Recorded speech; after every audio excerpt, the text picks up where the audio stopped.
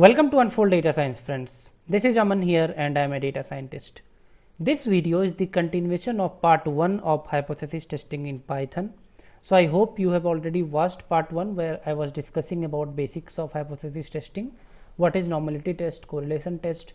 In this video we will see the rest of the testing techniques in Python. Okay, so we will start with parametric test, some of the non-parametric test, and then we will see how we can do the stationarity test using time series data.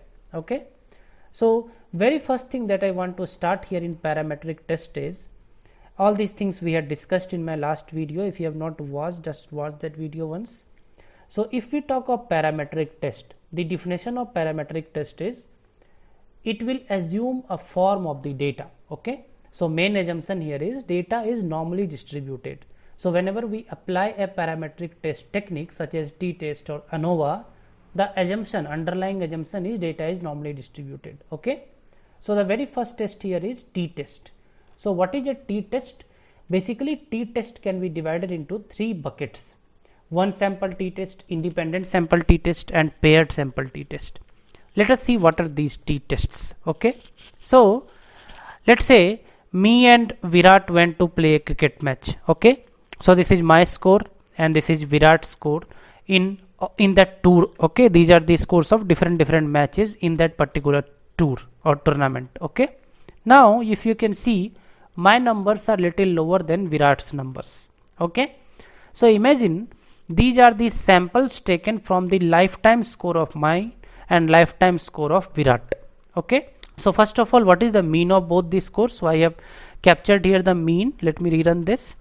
So Aman's mean score is 23.7. On the other hand, Virat's mean score is 47.4. Okay, now we run a one sample t-test to understand if my mean score, I am talking about one sample here just for now. One sample means I am talking about my mean score. Is my mean score 0? So let me make this number as 0 first. So what I am writing here, scipy.stats.t-test my score, and I am saying here, let us say 0. So if I do this, you can see that my mean score is 23.7, but I am testing is my mean score 0, that is the null hypothesis. So there is substantial evidence against the null hypothesis. If you can see, the p-value is very small. That means my null hypothesis is wrong. So my mean score is not 0. This is one sample t-test. Okay, I'll come to two sample t-test after that. Now you can see that my mean score is 23.7, so it is definitely not 0. So can I make it something like 15 and see how it is coming? If I make my null hypothesis as my score is 15, then what Python is saying? Python is not giving a very small p-value, but it's still small. Okay, now from this data I know that my mean score is 23.7. so let me put here 20 and see what Python says. So when I put 20, you see the p-value is getting closer to 0.05, which means the null hypothesis is becoming significant, right? So 20 is not very far from 23.7, hence the null hypothesis is becoming significant. Okay, this is how one sample t-test works. So I have one sample, my score, I have a null hypothesis, what is my score is 20, and then I have the output. This is one sample t-test. Now I was talking about two sample t-test, independent samples.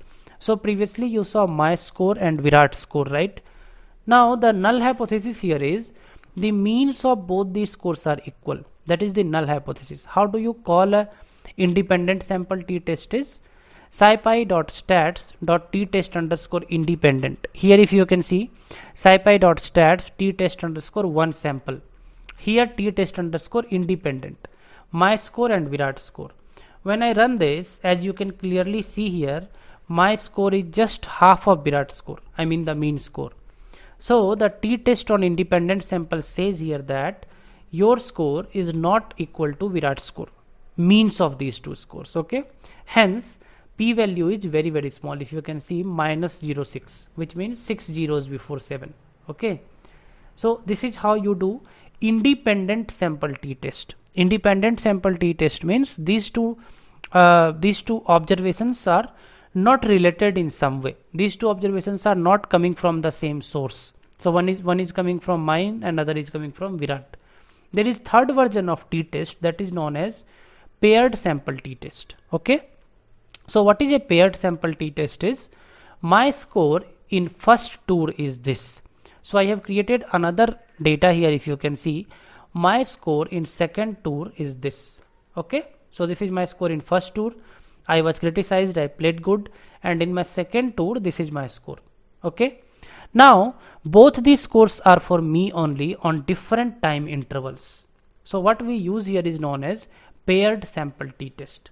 So the syntax wise it remains same, scipy.stat.t-test related. If you can see here, related.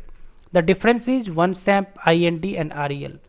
So my score second tour, I just run this and it will tell me that p value is very small. The reason for that is my score in first tour was less and my score in second tour is more. That is the reason the means are not closer, and hence the p value is very small. Okay, so this is very simple demonstration of three variants of t-test: one sample, independent sample and paired sample. The difference is, in paired sample, at different time intervals from the same source data is captured. In independent samples, the two samples are not related in any way. Okay, let us move to the second parametric test known as ANOVA. I am sure all of you would have heard of ANOVA. We will see a very simple example of what ANOVA does. Okay, before that, the assumption remains same for ANOVA: normal distribution, same variance and identical distribution. Okay, what ANOVA tests is whether the means of two or more independent samples are significant different. Right, same thing that we were doing here, but here we can have more samples. So I'll use three samples here. If you can see, I have created a data average score is equal to this. So let us say in that particular tour or in that particular tournament, this is the average score of all the players. Okay, and as you can see here, this is my score which is 23-21, this is average score which is 40-44, and this is Virat's score 46-42. If the mean of my score and average score and Virat's score are nearby, then ANOVA will say that means are equal. If it is not nearby, which is not in our case, right, my score is less than average and Virat's score, ANOVA should say it is not equally distributed, which means the means are not near, right? So different distribution of scores here, right, because my score is very low as compared to these two guys. So that is where it says different distribution of scores. So null hypothesis is not valid, right? So here what we can see here is non-parametric test 1. These two are examples of parametric test. Here we will see non-parametric test 1, Mann-Whitney U test. This tests whether the distribution of two or more independent samples are same, similar or not. Okay, the difference between parametric and non-parametric is non-parametric does not assume any form of the data. It's very simple. Okay, it does not assume your data should be normally distributed. So here I am taking class 1 score in terms of their rank. So this is rank 1 guy's score, rank 2 guy's score, rank 3 guy's score. Similarly class 2 score, rank 1 guy, rank 2 guy, rank 3 guy, like this. Okay, I want to understand if this distribution is similar to this distribution. Okay, so all these are hypothesis testing techniques. So here I am creating the data, but in real life scenarios it will work on samples. Okay, so imagine this is one sample, this is other sample.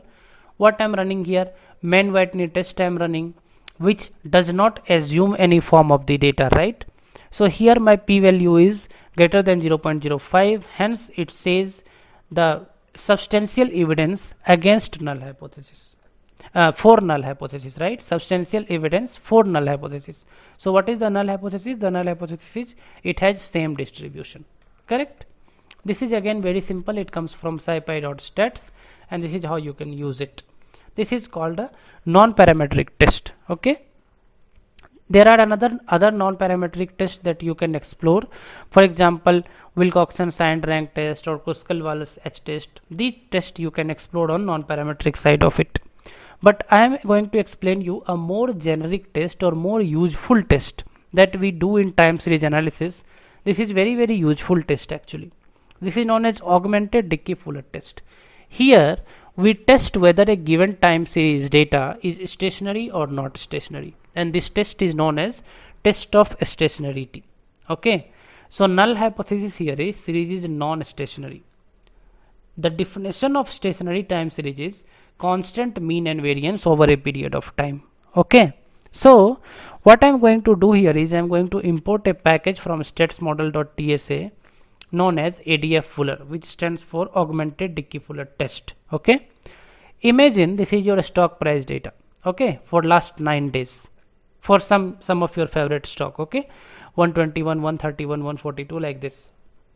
The job of a ADF Fuller test is it will tell you whether your mean and variance on different intervals of time. For example, if I take these 3 days and again I take these 3 days and again I take these 3 days, it will tell you if the mean and variance in those different time intervals are constant.